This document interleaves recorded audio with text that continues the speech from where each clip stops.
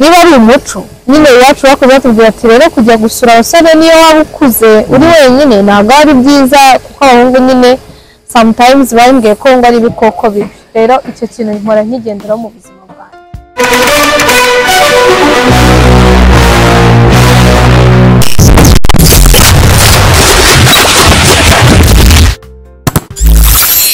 ibihe byiza kuri wowe ukunda kandi ugakurikira Fire TV ndagusubije aho uherereye hose kandi mwifuriza kugira amahoro y'Imana tutadurukanye ndabasubije cyane gusa kuri uyu munsi tugiye kubona ibisanzwe ngiye Fire ngiye kubona mu ariko ntabwo ndigiye nyine bakanya umwanya mutumire turi kumwe kugira ngo abashe kubibwira gusa icyo nakubwira wowe udukurikiye niba wumva utameze neza bakubwira ko ushobora kwizera Imana kuko uyu munsi ushobora kuba utameze neza ejo bikagenda neza. Tuje rero abantu dukurikira aho muherereye hose abari mu Rwanda mu mpande zose ubu Burasirazuba, Iburengerazuba ndetse n'abari mu mujyi wa Kigali rwagati ntabwo ari abo mu Rwanda gusa badukurikira n'abari mu mahanga abasuje inshuti yanjye iri mu Bwongereza bita abadukurikiye bari muri Australia n'abasuje cyane ndetse n'abandi benshi aho muherereye hose kuri uyu munsi bakaba mukunda Fire TV. Wowe ukikurikira kandi bwa mbere ukaba utarakanda subscribe ndagusaba kugira ngo ukore kuri subscribe ukore share kandi udutura na comment bitewe n'uko wabonye ikiganiro. Kandi gutinda rero kugira ngo nagire ikiganiro kumwe n'umukobwa mwiza cyane n'umunyarwanda abamuhaye ikaze Ella Mwayizi. Mwakoze kunyakira bwana Fire TV. Mbere yuko rero dutangira ikiganiro ngewe ndakuzi wenda kuko hari abantu benshi cyane baba badukurikiye hariya nabo bakeneye kukumenya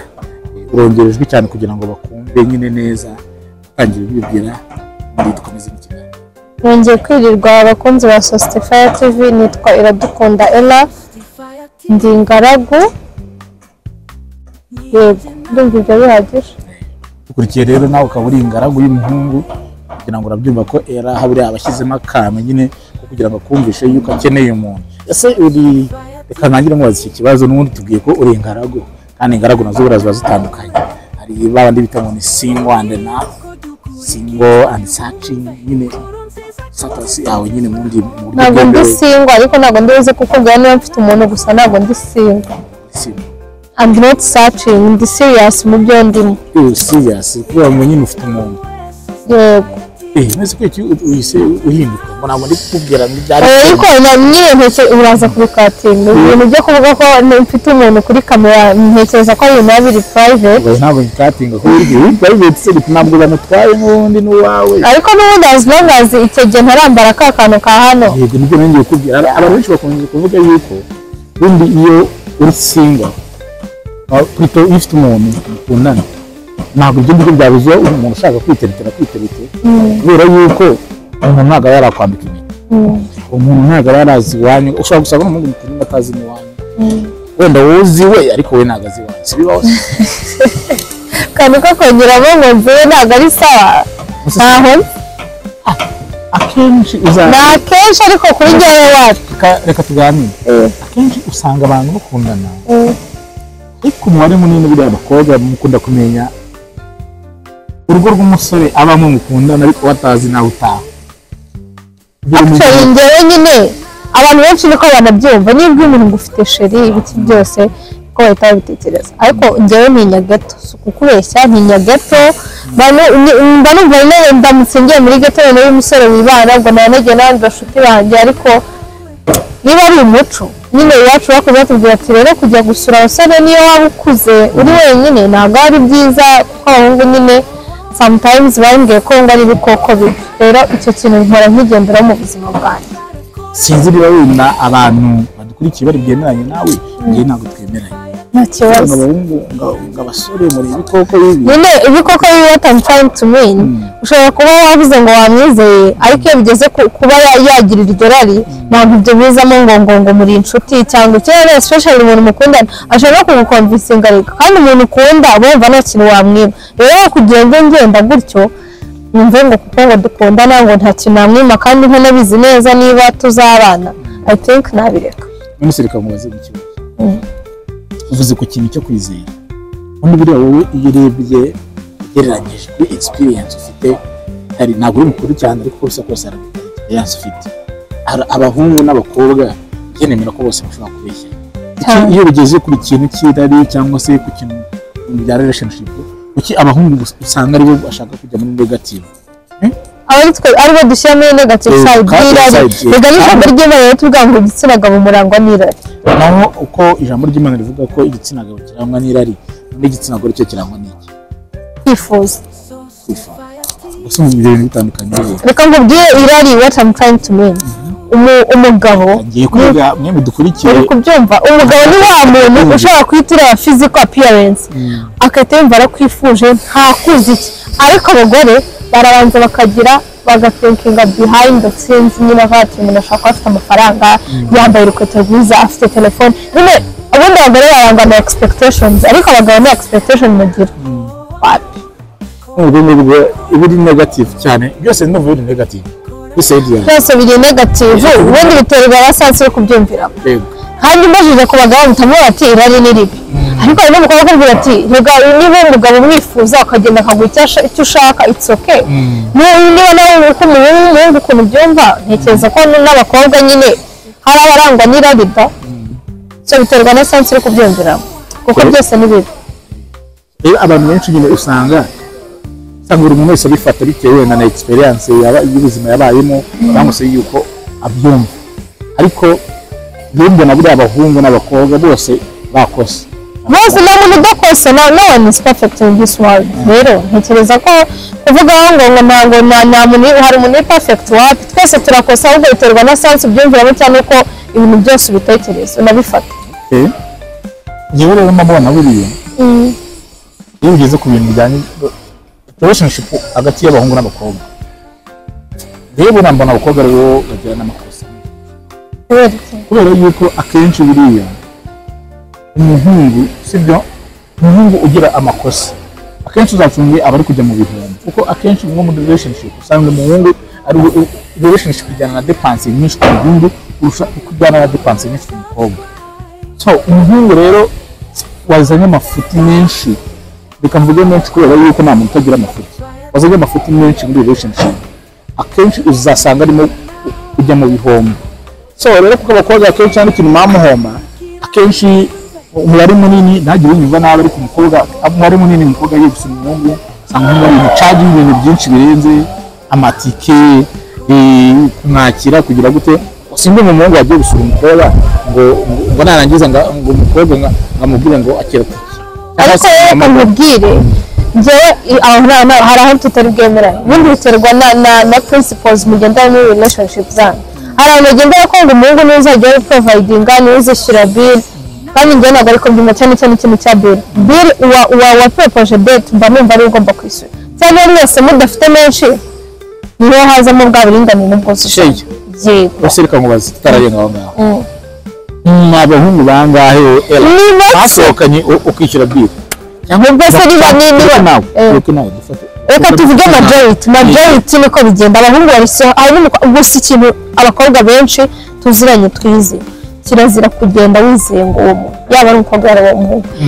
cyane cyane iyo uwo muntu ari n'ubwa mbere biba byiza iyo witwaje ukavuga ati aya mafaranga ndafata n'ibintu by'aya mafaranga mfite kugira just in case you never know rega n'umukobwa yagutenga mugenzi wawe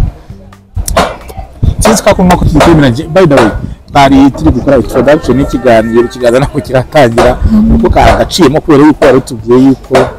ufite kumuri ingaragu kandi bikaba birahindutse ufite sheri kandi kuba ufite sheri bikuye kuri ingaragu muri leta ubu cyitwa kuri singo okay uvuga ngo umuntu ubwo wowe icyo washatse kuvuga nuko muri leta uri ingaragu ariko mu buzima busanzwe ntabwo uri ingaragu ntabwo ndishyo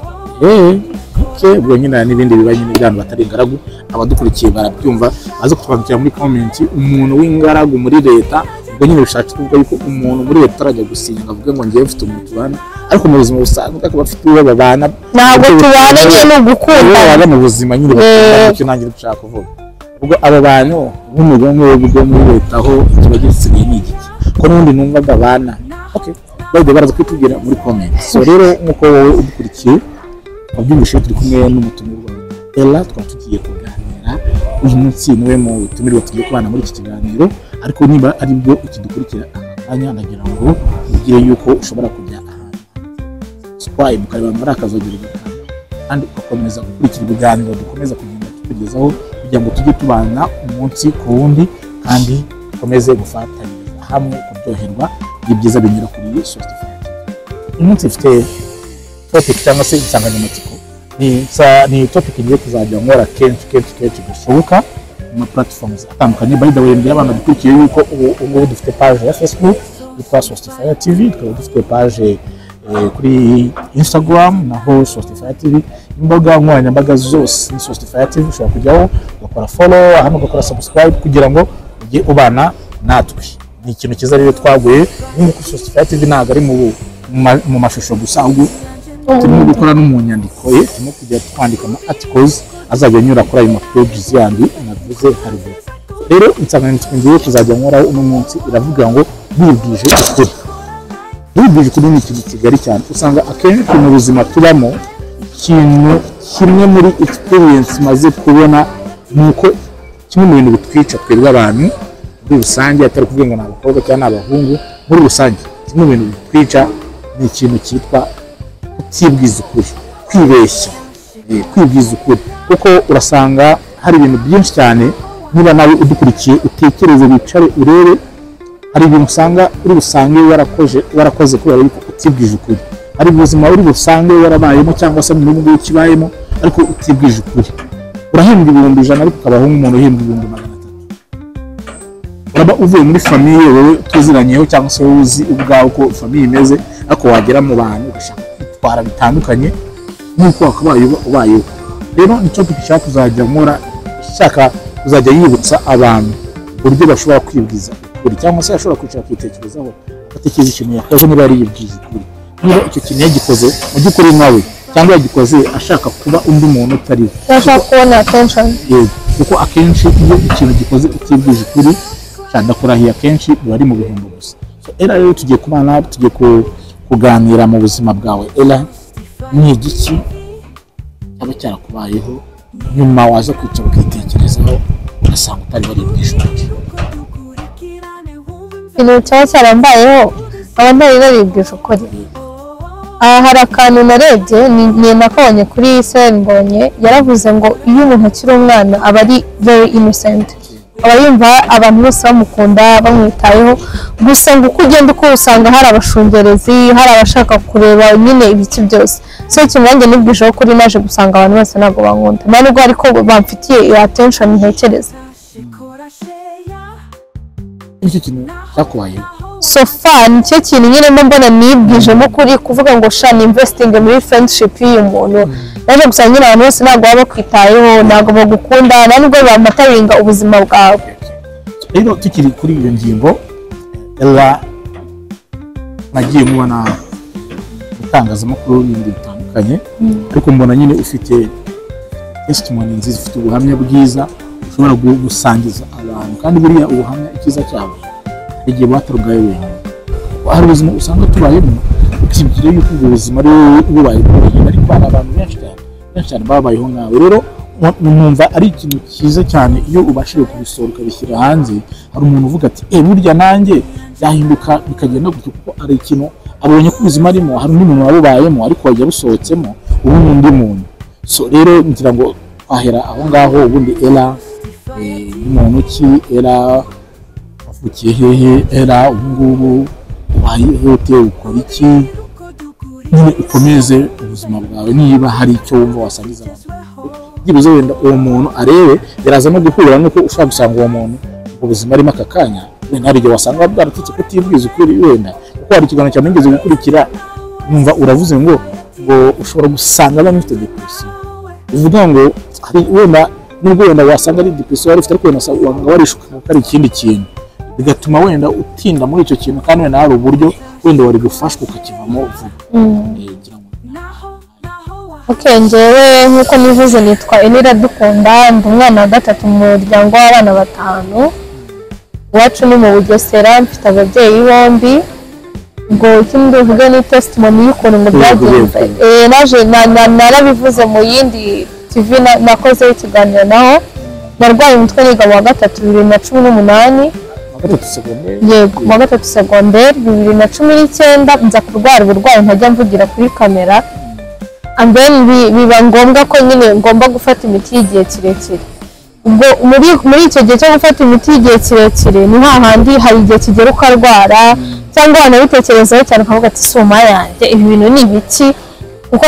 ndabyibuka bari sometime byaraneye rero kujya niyakira hase ugasanga dukurira nta mpamvu ndihebye nta bantu ngishaka, ko ndabyibuka niga senior 6 ngifatiye imiti,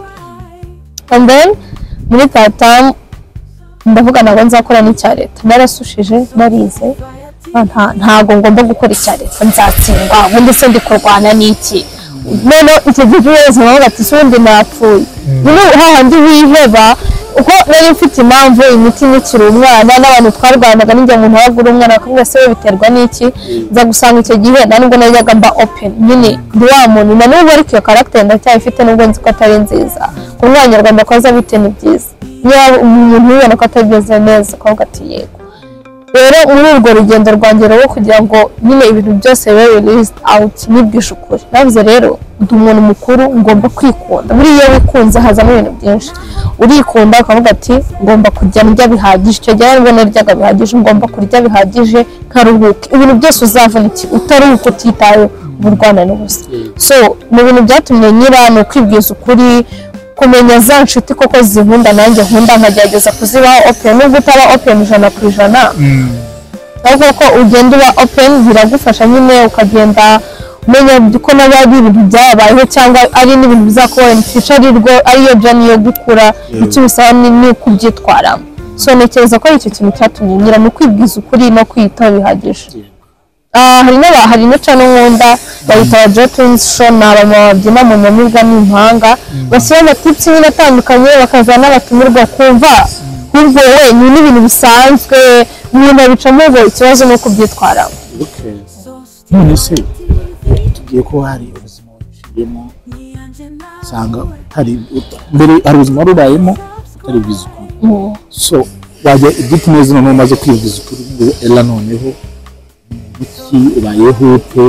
ubuzima nyine buhagaze gute nyuma yuko wibwiza ukuri? Actually riko mbere yuko nibwiza ukuri ndi wa muntu ntararwara numvaga gutsinda icyo kintu cyenyine kizanshimisha mu buto bwanjye, gutsinda ntabwo nitegaho ngo ndasa neza, and fun of course zahagaze imeshe, ariko ubundi ubuzima bwo nyine wenda nka mental issues zawe cyangwa social life yawe ntabwo nayo mataringaga, gusa aho nyine nibwije ukuri naje gusanga iyo mental health matters, social life matters, ubuzima bwo kuburya neza no kuruhuka biramataringa. So ikintu byanyigishije rero nari ndi wa muntu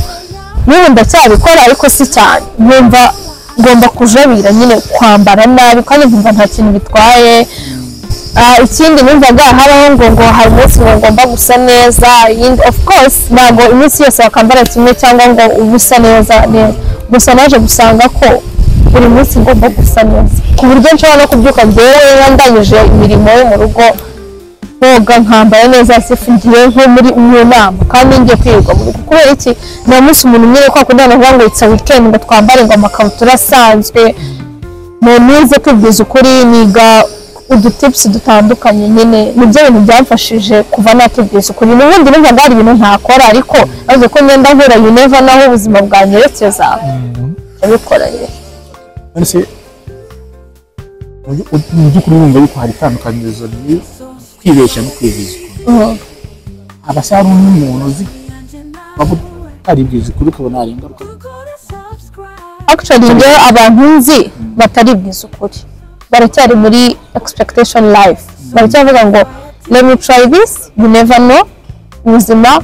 cyangwa ukavuga ati nzabona amafaranga nzabona ibintu. Kandi ikintu cyambere tujya twibagirwa hard work pays, ntukajye wizera ikintu utakoreye, ngo wizere amanota utakoreye, wizere amafaranga utari gukorera cyangwa utavunikiye nyine ntabwo bibaho. Hard work irapayinga. So ntekereza ko ikintu cyose umuntu wese ukibeshya ukiri muri ubwo buzima bwo kwibeshya, ikintu cyose no kugishakisha nta kintu cyito abantu bizera mu mahirwe ntabwo ari amahirwe aza ngo pa birayakorera. Nse ugarutse muri cya kintu twatangiriwe cya relationship, hari ubuzima bw'abantu bakundana usanga babayemo ngo umukobwa barakundana kwihangana sibyo ariko muri character za kimuntu usanga akenshi abakobwa bafite defo yo kutarekonesa no kugasanga n'abahungu bafite selfish bayikunze arimva yuko wazi ukamusura ariko ntabwo yagira iwanyu byo twatangiriyeho kuko nawe ukaba utarikonesa ibyo yagukoreye kwa yuko uri bukenere ku bantu benshi bamusanga ari igihe umukobwa bafite abasheri batandukanye namufite Nyarugenge namufite Gasabo namufite Kicukiro twe twose twakigaye tuze nakanarengaho akajya mu ntara akajya Nyagatare akajya mu zindi ntara niba akaba ari n'abandi bita barukura none bakobwa barenze none bambuka bakajya no mu bihugu cyo hanze akajya za Dubai akajya na hehe hose abo bantu urumva ku bijyanye no kwibiza ukuri no kwibesha n'ahantu biri buhurire kintu rero nagira inama kuri aba bakobwa cy'abahungu babikora ubukinisha amarangamutima yawe ikindi ni hahandi za expectation ziri buze kuko iyo urengeje umuntu umwe hari itatumye ujya ku bantu benshi watekereje tuyazampiki uyazampiki uretse no kwangiza amarangamutima yawe uba wangiza subiki ibyifuzo byawe se ukuri destroying niba ibyo nje nkakuganiriza atari ibyo nzabwira Theo ari ibyo atari ibyo nzabwira Mugabo ni ibintu byinshi rero ngenekereza ko ubukina n'umutima wawe uba wangiza amarangamutima kandi abakobwa tugira nyine fragile ngo bivuze umutima amarangamutima yacu aba yoroshye kurusha ayandi rero iyo ugumye yazengurutse mu bantu benshi ko gukomeye sinangiye uvuga ngo bisi yarambabaje kandi niyo witeye ko ikubabaza so nekereza ko umuntu ukijya muri ibyo bintu rwose ntabwo uramenya agaciro k'umutima wawe none se umukobwa kwito ujya gusura umusore dasanga umukobwa ari bugereyo sa umuhungu yarunze nk'imyenda hariya igihumbi ibyombo aheruka kubyoza umukobwa ubwo yaherukaga imirimo yo mu rugo ngenda umuhungu mfite girlfriend wanjye sajya bishyira araze abari gukora uwo mukobwa uramuvuga iki uwo mukobwa rero ntabwo asubira aho azi agaciro k'uwo girlfriend nibyo nakubwiye muri principles gusa njye ntekereza ko mu gihe mu kidatinga n'umuhungu ntabwo uri umukozi we ikintu rero ni gufashanya no kuba support system wenda mu biganiro mu ma projects ariko sinekereza ko uri umukozi sinekereza ko uri umucakara we yumva ngo uzajya umukora buri kimwe cyose abantu batere ngo pasi ngo abashinga bazanira y'icyumweru cyose ibyumweru oya ngenekereza ko sheri ni wa muntu ukunganira muri ideas nyinshi runaka ufite ariko ntabwo ari wa muntu ngo njye ko ndi sheri wawe ngo ndi umucakara wawe no ntabwo ariko mbyumva pe abahungu icyo gihe bagufasha nk'umukoranire kuko akenshi umuntu niwe uri gukorera sosiyete ni wa muntu uha amafaranga mukaza no kuryamana kandi ntabwo ariyo purpose ya relationship n'umusirikare murazi uva nyuma ku kantu kitwa kuryamana kuko hari abantu bavuga yuko ni relationship ikomezwa no kuryamana urumva cyangwa se n'ibyo ngibyo warimo kuvuga byo kugenda kuba wakorera iyo mirimo yo mu rugo boyfriend wawe n'indi twumva yuko nyine umugore yari mutima w'urugo mu rugo akasanga wenda abantu bagitekereza ati umukobwa ajyaga kubikora kuko ni umusore w'umuntu vano wasanga ari nawe bazabana agomba gutangira kubitegura hakiri kare agatangira gufata inshingano hakiri kare akiri umukobwa akora iki kibikwemeza ko uwo muntu muzabana mbese n'iki kikwemeza ko mutazabana wowe ntabwo uri kumva na point wambajije ngo erega njyewe singira gusibiza ndikubariza abantu turi kuyari wabanje urabaza ngo umuhungu ubika imyenda n'ibyombo ngo amukorere umusheri wawe n'umucakara wawe ni umukozi wawe se rega hari ibintu byinshi abantu twibeseho abahungu bajya bibeshya ngo niba mbonye sheri hari ibintu nzabandekeye gukora n'umukobwa akavuga ati hari biri nzabandekeye kwishyura kandi ntabwo ntekereza ko ariyo purpose ya sheri buriya sheri so ubonye nka best friend bundi buriya iyo umuntu abonye umugabo ba best friend bose araba neglecting araba best friend we rero ntekereza ko n'ubu no muri iyi journey iyo uri muri relationship umusheri ni wa muntu ukunganira muri project ufite ni wa muntu ukubwira ati courage ni wa muntu ukubwira ati harabura iki kugira iki kigerwaho ariko sinekereza ko ari wa muntu ukwifuza uko abitekereje ukajyayo kuko rega ntabwo umuntu wacu ari laboratoire ntabwo ari laboratoire ko handi uri buze ugatestinga nawe abatewe navuze bakaza bagatestinga na Mugabo ubwo si iyo product zaba manufactured byari none se nagire kamubaze nyine avuze ngo ntago mu bireri industry ariko noneho ubwo gakeya ko karemewe na ikibazo nuko bigiye kuba kenshi cyangwa bigiye kuba ku bantu benshi ko kuryamana se yego wenda njye ntabwo nkwemera as long as umuntu nicyo kimenyetso cy'ubundi kizera gute bijya bingora nyine kwizera abahungu muri iyo isho ni gute wifata ukavuga ngo ngenge kuryamana na runaka niki kikubwira se urakuzi ko abahungu bazafitiye papasi mwaryamana bakagenda ntubize ntabwo mbizi ngiye ko ntabwo birambaho nyine ntibirakubaho ariko abajama urabazi babateye nka gutyo akavuga ati njyewe nitumara kuryama bizaba birangiye gusa niyo papasi rero bituma njyewe njya kuri runaka nkaryama no kwa nitubizana mu buryo bwa papasi ariko hari n'abakobwa noneho baza mu relationship papasi ariyo kubakura abo ngabo ndabanenga ni abakobwa gito none cyane cyane iyo umunyarwandakazi uba wisuzuguje pe kuko buriya iyo weretse umuhungu ko umushaka ibyo bintu akenshi no ukunda gufitera uragenda kuko abahungu ikintu cya mbere mukunda icyubahiro abakobwa natwe tugakunda wa muntu tuzanira za nkuru unadukeyabinga rero iyo ibyo bintu bitabaye hagati ya friendship nta byapfuye kuko niba nkwatse amafaranga nkayakumaraho ntabwo mba nagwa icyo cyubahiro kugira ngo rero we udukurikiye ni byinshi cyane wigishije muri topic kandi topic tuzakomeza kubaka tuzatuzana abashyirwa batandukanye ko buri wese aba afite icyo ayitekerezaho cyangwa se ubuzima bwe nawe udukurikiye kandi hari ikintu waba waribeshye utibwije ukuri uzi ubuzima wari ubayemo utaribwiza ukuri uzi nubwo urimo mbere kwibwiza ukuri ariko biranashoboka yuko hari umuntu udukurikiye aka kandi akaba akiri mu buzima noneho bwo kutibwiza ukuri nyuma yo kumenya iyi topic yuko dufite ikiganiro cyitwa wibwije ukuri icyo ukisuzuma nyuma yo kwibwiza ukuri bikagira icyo bigusigira uwo muntu akakaba kiri mu buzima bwo kwibeshya we nka Ella niyi nama wamugira n'ubuye butumwa wamugenera undi nama nagira umuntu nyine utaribwiza ukuri we ubwe arabanza akiganiriza akareba se nihe ngira fote nihe mfite weakness ya danger ubundi maze kumenya weakness kuko nanjye weakness rero ntabwo nzi kuvuga no narakwemereraga oya hahandi unikiza umuntu wese utazabikora kandi yaba ari defonaye rero iyo umaze kumenya weakness yawe umenya aho uhera ariko iyo umuntu ataramenya nyine kwa kundi mugani uvuga ngo utazi yava ntamenya niyajya rero iyo utaramenya weakness ntiwamenya naho ukosora gusa by the time waje kumenya iyo weakness bigakubwiza ukuri mu kwibwiza ukuri harimo ibintu byinshi ureba amatips uganira abantu kabaza se byagenda gutya kugira mpindure iki kintu rero ntekereza ko ibintu byinshi kurisha biramufasha pe anachivinga ibintu byinshi ese Ella turazi wenda tugana no kumusoza nako umuhungu udafite amafaranga udafite akazi umuhungu uri block umusomeri wicaye hari igitegereje yagutera tukamwemera njyewe principles ngendera mu gukunda ntabwo ari amafaranga